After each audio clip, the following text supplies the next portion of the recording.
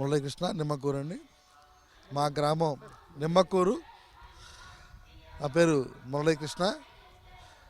మా యొక్క గ్రామం అన్న విశ్వవిఖ్యాత నట సార్వభౌముడు నందమూరి తారక రామారావు గారి యొక్క జన్మస్థలం.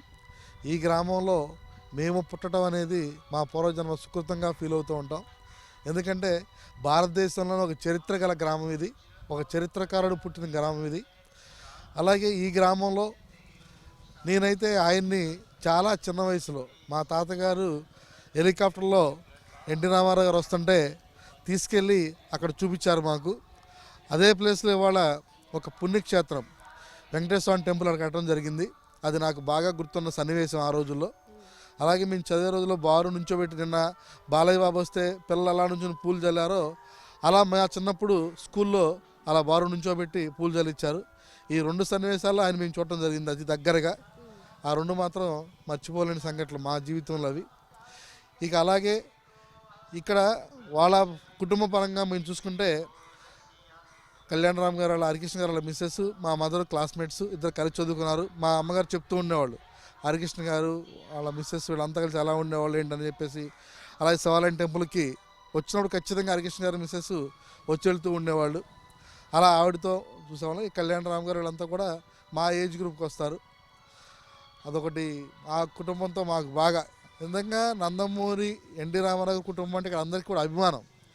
ఎందుకంటే ఈ గ్రామంలో ఏది కావాలంటే అది ఆయన చూస్తే ప్రతి చోట ఆయన మార్క్ కనిపిస్తూ ఉంటుంది. అంటే ఒకటి హాస్పిటల్ కావచ్చు, అలాగే టెంపుల్ కావచ్చు, వెటర్నరీ హాస్పిటల్ కావచ్చు, అవన్నీ ఎన్టీ రామారావు టైంలో జరిగిన కార్యక్రమాలు. అలా అవన్నీ మార్క్ గుర్తుండిపోయిన జనాలందరికీ హత్తుకుపోయిన పాయింట్స్ అవి. అలాగే ఇక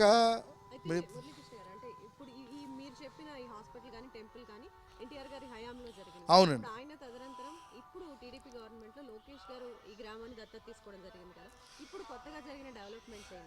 ఇక్కడ లోకేష్ బాబు గారి దత్తీసుకున్న గ్రామం యొక్క రూపురేఖలే మారిపోయినాయి. ఎంత అద్భుతంగా అంటే ప్రెస్టేజ్ తీసుకుంటే ఒకటి బెల్ కంపెనీ.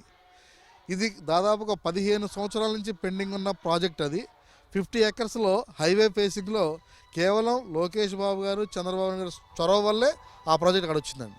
ఇది వండర్ఫుల్ ప్రాజెక్ట్ అది.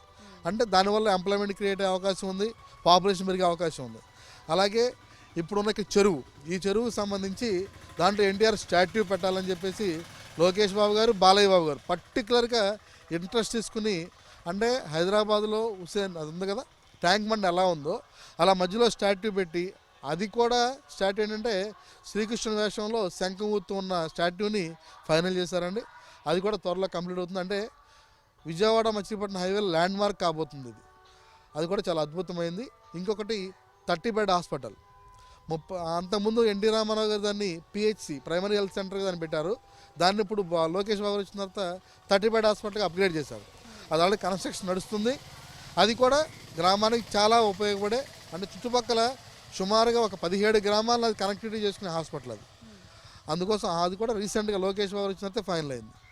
ఇక చాలా అంటే నిమ్మకూరుకి 28 కోట్లతో అభివృద్ధి కార్యక్రమాలు చేపట్టడం జరిగింది లోకేష్ బాబు వచ్చిన తర్వాత.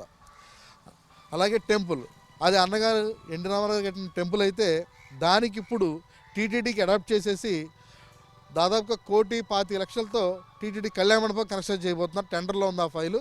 అదొక అంటే తాతగారు చేసిన దానికి మనవడగా వచ్చి ఇప్పుడు దీన్ని అప్డేట్ చేసి ఒక స్థాయికి తీసుకెళ్ళడం జరుగుతుంది. చెప్పాలంటే టోటల్గా స్టేట్లోనే ఒక మోడల్ విలేజ్గా. ఇంకొకటి Lokesh Babu under ground drainage, నిజంగా అద్భుతమైన ప్రాజెక్ట్. అది పైలట్ ప్రాజెక్ట్ నిమ్మకూరులో కంప్లీట్ చేశారు అది. ఇక మరి మా అన్నగారి ఆయన పేరుతో సినిమా రాబోతోంది. ఒకటి ఫిలిం కెరీర్కి సంబంధించింది, ఒకటైతే పొలిటికల్ కెరీర్కి సంబంధించింది. మరి ఆ సినిమా మీద ఎలా ఉంటుంది అనుకుంటున్నారా? ఎలా ఉంటే బాగుండేది అన్న ఇన్పుట్స్ కూడా మీ దగ్గర తీసుకోవడం జరిగింది కదా. ఎన్టీ రామారావు గారు ఆయన చేసిన సినిమాలు అద్భుతంగా విజయాలు సాధించినాయి.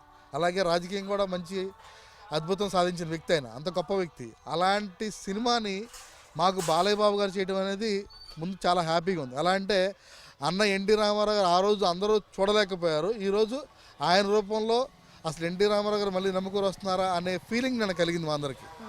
నిజంగా అంత హ్యాపీగా చూడండి, ప్రతి విజువల్లో కూడా ఎన్టీ రామారావు గారిని మైబ్ అనిపించేటట్టు ఆయన కనిపిస్తున్నారు. వాళ్ళ అవి సినిమాలు చేస్తే ఆయన హిస్టరీని బయోపిక్ రూపంలో చూపించడం అనేది ఈ జనరేషన్కి చాలా అవసరం.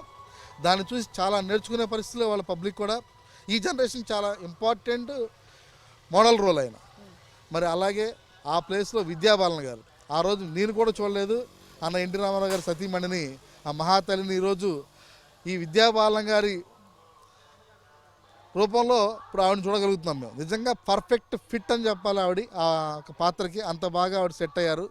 నిజంగా అది కూడా చాలా ఆనందంగా ఉంది మాకు. నేను ఆ ఇద్దరు రావటం, ఆ సినిమా కూడా చాలా హై ఎక్స్పెక్టేషన్స్. అంటే 60 పాత్రలు ఒక వ్యక్తే చేశారంటే అది మెరాకిల్.